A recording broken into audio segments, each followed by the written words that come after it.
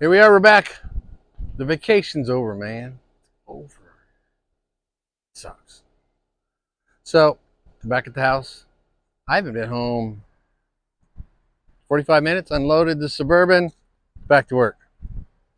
So what I have here, old Blue had some bearing issues when we parked her. She was talking to me. And you'll see in the picture I show you here in just a second what the right side did. I replaced the right side bearings. I think I posted some pictures of that. And these Macks and these unitized bearings really are a pain in the butt. But it is what it is, and I could work on the truck and it was affordable. So now it's this side. So I'll walk you through it because I didn't last time. Maybe you guys will learn something, but this is what's called a unitized hub assembly. Non-serviceable bearings, non-serviceable races. So you have to take it all off, put it all back on. For ease of maintenance, it's pretty cool, but spendy. That one, 6 months ago, I'm looking in the wrong spot, aren't I? That one, let's see, 7 months ago was $1,600. This one is $2,000. List for $3,200, but I got connections, Mack connections. I used to work at UPS. Bought a lot of Mack parts. So anyway, let's get to going. I'll show you some of the details here. I got to get my jack hooked up and show you my creeper. I got this really killer creeper. It's all terrain. I don't know if any of you guys have heard of those, but they're special. Only a few people can get them. All right, here we go.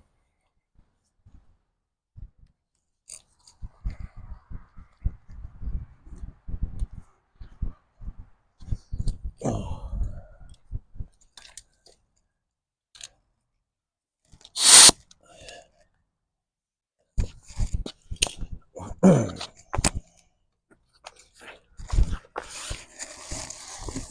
You guys are probably saying, hey, where's that cool creeper you were talking about, man? Where's that special edition creeper, yada, shmada, whatever? This is it, right here. Piece of cardboard. Amazon delivers them, well, depending on how often my wife orders stuff. Every other day. All-terrain cardboard, forms to the ground, and you can slide on it easy. There's really no graceful way for a fat guy to get under a truck that's in his 50s trying to figure out how the hell I can get retired. You know, I probably never, I mean, I'm one of those messed up dudes. I love trucking. I just like being out there, seeing the world, seeing stuff, you know, instead of sitting in your house. But this is my handy dandy 20-ton Harbor Freight jack. I think when I bought them, they were between 60 and 80 bucks. I haven't bought one in a while, but I always have two. A lot of times when I'm swapping my tires, I'm able to jack up different sides of the axle and do the swap, depending on which direction I'm swapping.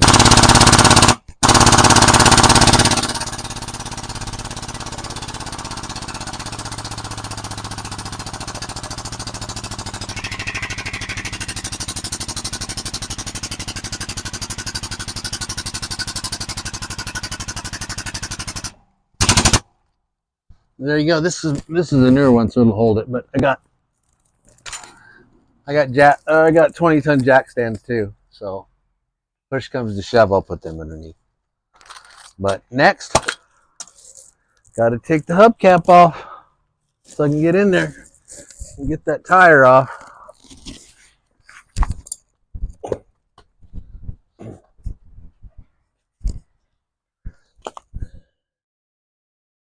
Okay, now, as you can see, this shadow changed, so I had to go grab some lunch. What we're doing here is this is basically just a chrome dress hubcap, plastic,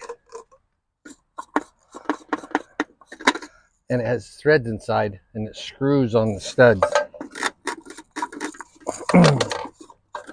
So we'll just take these off real quick.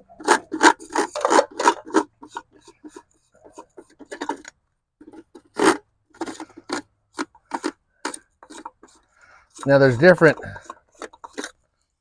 stud lengths because depending if you have an aluminum wheel or a steel wheel is the decision-making process for what length you want for the studs. This one needs larger ones because I got Alcoas on the front. The drivers in the back are really long because I got double Alcoas in the back. Most people cheat. They run steels on the inside and they run aluminums on the outside. It's more cost effective. That's the way my dump truck, my drives, I had aluminums on the outside, aluminum Alcoas. Then I had cheater steels on the inside, painted white. And now it comes. This, believe it or not, even though this is aluminum and it holds this truck up, holds this tire, if you don't put this in between the plastic hubcap and the aluminum, this soft plastic from vibration will eat. And you can see a little bit of indentation right here and here, but it'll actually eat into the aluminum. It's crazy. The aluminum's actually harder, but I'd have to be a physics guy to explain it any deeper than that. Now, this here is a bad boy, bad boys. This is a 1-inch cordless impact. 1-inch drive, driving a 33 millimeter impact. I have a XC8 lithium on the bottom. It's part of the M18 series, but this is the banana hammock impacts. The only one that's more bad to the bones than this is like got the handle on the side and you got like a 6-inch anvil, and it works good on trailers and drives. It's if you're more commercial doing it. It's about another $400. This hit me up for about $800. Got 2 batteries in the charger though with it, so now I'm just adding to my Milwaukee collection. Just like that.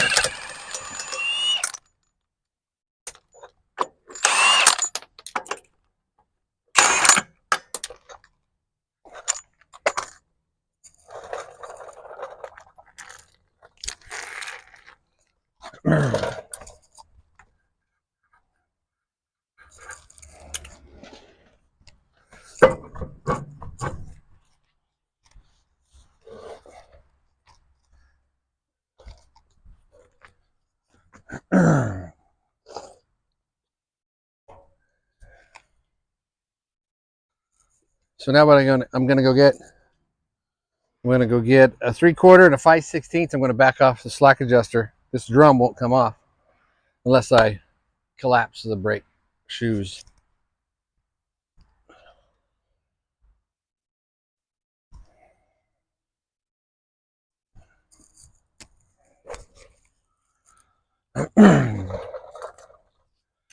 All right, then there's a big cap that gets you to the bearings and the actual nut and assembly that holds the spindle on. But as you can see, drum is off, brakes backed off. I've had this open a couple times because I overloaded it with grease knowing it was on its way out. But I thought if I had a little extra grease in it, once it heated up, it would liquefy the grease. Centrifugal force would push it into the bearings. So.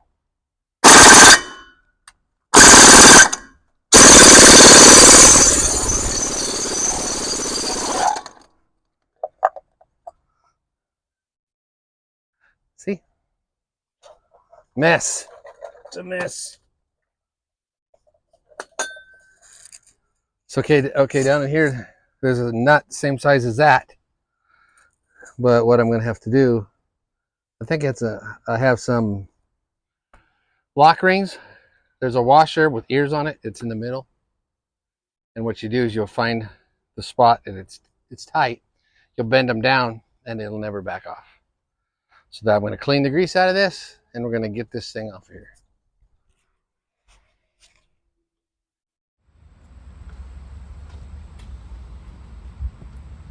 I don't know if you can hear it on this mic. This should be silent. Or you spin it real hard, you can actually physically hear, audibly, I should say physically feel right here, but audibly hear it. You should never be able to hear bearings, because what you hear is a dry roller running on a race. It's pitted also. Thank the Lord above that when I had this apartment, I did that one. He told me to put some grease in this side because I took a laser thermometer, and as I was delivering my loads trying to get back down here, I would shoot each hub and they only differentiated for 10 degrees, 14 degrees. When that one went, I almost couldn't touch it. And it was 40 to 60 degrees difference from this side. And that was, I think, spring. I was coming back from Wilmington. I picked up a load of trusses in Chambersburg, drove all the way to Clinton, North Carolina. Was gonna go to Wilmington, called and said, I can't make it. I'm gonna nurse this home. And so I would go for 20 miles, I'd stop. Go for 20 miles, stop. Thank God it was only like 62 miles. And as you saw in that picture, or maybe if I put it in later, everything just fell out. It was crazy. The good Lord was watching over me that day. It had nothing to do with the Damascus Road trucker. It was all his doing. Now this takes 700, well, the exterior nut takes 300 pounds of torque. Interior is 600. So I can cheat a little. I can get away with the outside one, maybe, and not have to work too hard. But the other one is a different story. So, as all good mechanics have a cheater, you have the OG original breaker, and then a piece of pipe. This, something like this, something like this.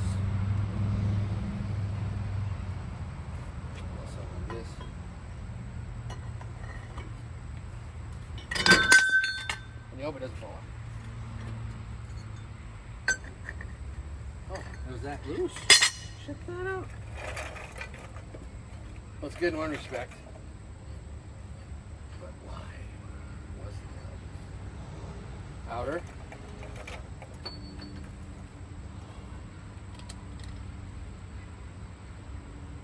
See how it bends over, holds the nuts.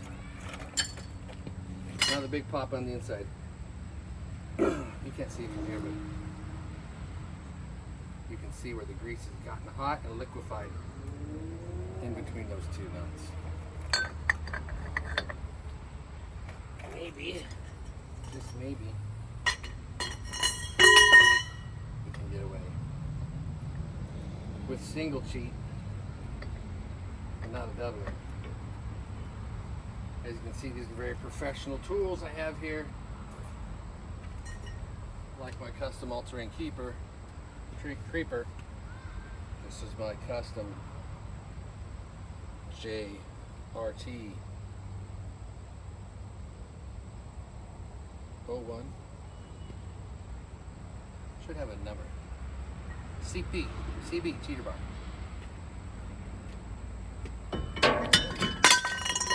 That was a little loosey-goosey too.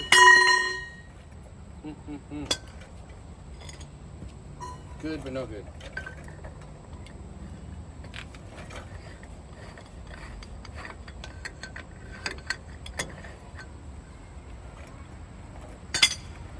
I'll do that there.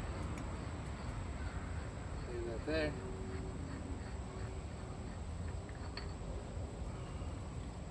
there.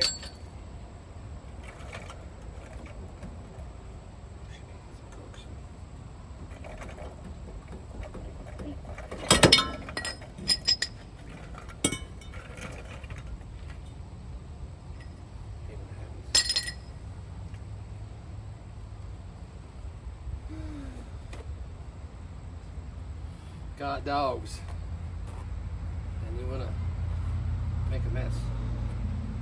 Let a dog step in some grease and then track it in the house.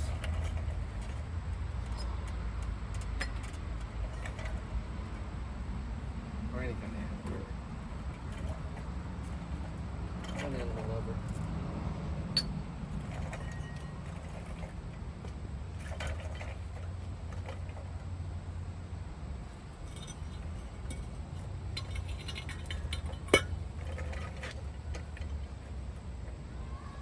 What I'll do now is I'll bring the camera down here and I'll show you. You can see heat marks, heat transfers, where it actually created this coloration in the bearing. I guess this would be this side.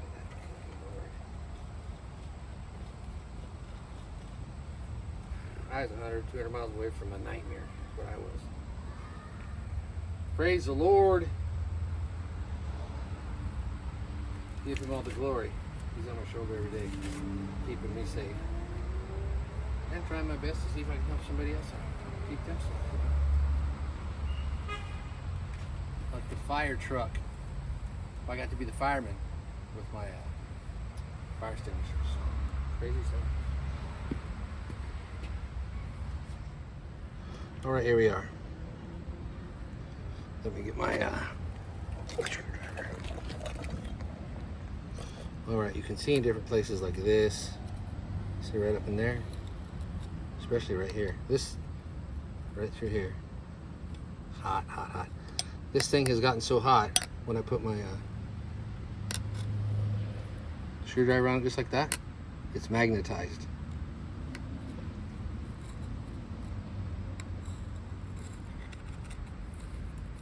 And you could rub metals together sometimes, or you can create friction and heat by rolling and rubbing metals together and align the atoms properly to where they become magnetized. Yeah. Praise the Lord. We are safe. So tomorrow morning, headed to the Mack dealer to get me a brand new one.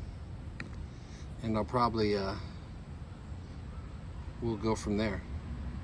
And we'll do an install, get it all back together.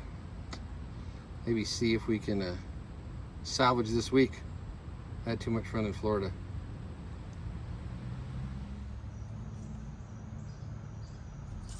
All right, so here's the issue we have.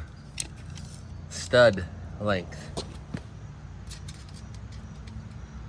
Factory on the truck, because I have aluminum rims, got 3-inch. Oh, I lucked out. The last one came with 2-inch studs. So I had trouble with the valve covers. So always when you reinstall a hub, check the studs and what type of metal your rim is made of. Thankfully, I won't have to swap these out because we're equidistant. But don't have to use the big mamma jamma. Takes about 45 minutes of my workout. I could just slide it on. Sweet!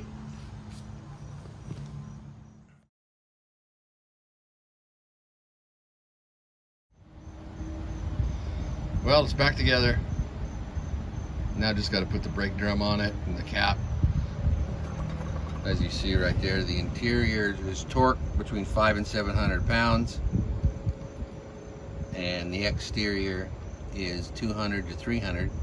I just have to bend the tabs over so it keeps the nut in place. I'll do one there and one over there. It locks inner and outer nuts together. And it's time to head to the mill, get me a load of lumber and see where we're going.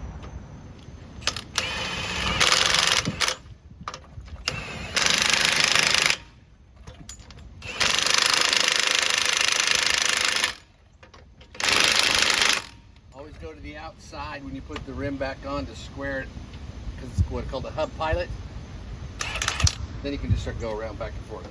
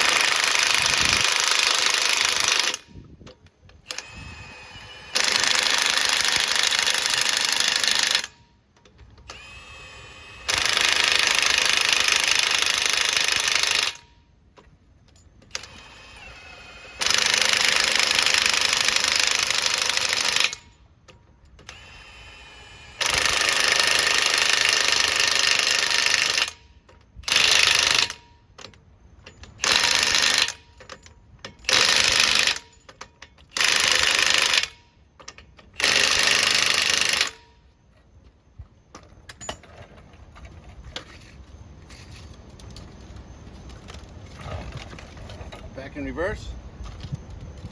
Put this on as a protector.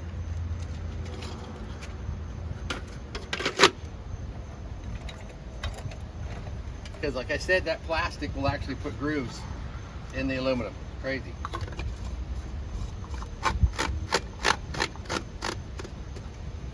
There's a little detents right here, and there's a little tab, and it'll, as you screw it on and it threads onto here, the little detent will hold this cap on.